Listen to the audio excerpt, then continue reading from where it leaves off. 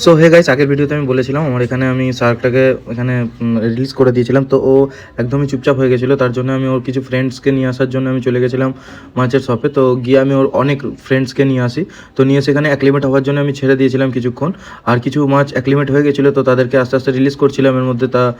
তারপরে এইটা দেখার জন্য কি আমার শার্ক যে দুটো শার্ককে ছেড়েছিলাম তারা ফ্রেন্ডসদেরকে পেয়ে আরও খুশি হয় কিনা। তো এখানে দেখি ওরা অনেকই খুশি হয়। খুশি হওয়ার পরে ওরা অনেক মানে খেলাধুলা চালু করে দেয়। তো আমি তারপরে দেখে ভাবি কি না, আমি তো ফার্স্টে ভয় পেয়ে গেছিলাম যে এ হয়তো মানে মারা যাবে, এত চুপচাপ হয়ে গেছে কেন, এক কোণে চুপচাপ বসে আছে।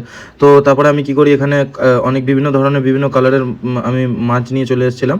তো এগুলো অ্যাক্লিমেট হয়ে যাওয়ার পর আমি একটা একটা করে রিলিজ করে দিই। তো আমার কাছে নেট না থাকার জন্য আমি কি করি, ওদেরকে হাত দিয়ে এখন ছাড়ি। কিন্তু কিছুদিনের পর আমি নেট কিনে নেবো একটা। তো আমি গেছিলাম, তো সামনের দোকানে যেটাতে মাছ কিনতে গেছিলাম সেটাতে নেট ছিল না, তো যার জন্য আমি নেট নিতে পারিনি। তো আস্তে আস্তে সব নিয়ে নেবো। তো এবার দেখি সব মাছ শার্ক সবাই মিলে ভালোভাবেই খেলা করছিল আর দেখতে খুবই সুন্দর লাগছিল। আর শার্ক আমার ফাইনালি খেলা করতে লেগে গেছে। তো গাইজ, ওদের জন্য আরও নতুন নতুন জিনিসপত্র সব নিয়ে আসবো, যেরকম ঢাকনাটা অর্ডার দিয়েছেন, নেট, এগুলো সব মিসিং আছে। তো এগুলোকে সব নিয়ে চলে আসবো। তো গাইজ, তোমরা পাশে থাকো, দেখা হচ্ছে নেক্সট ভিডিওতে। টাটা।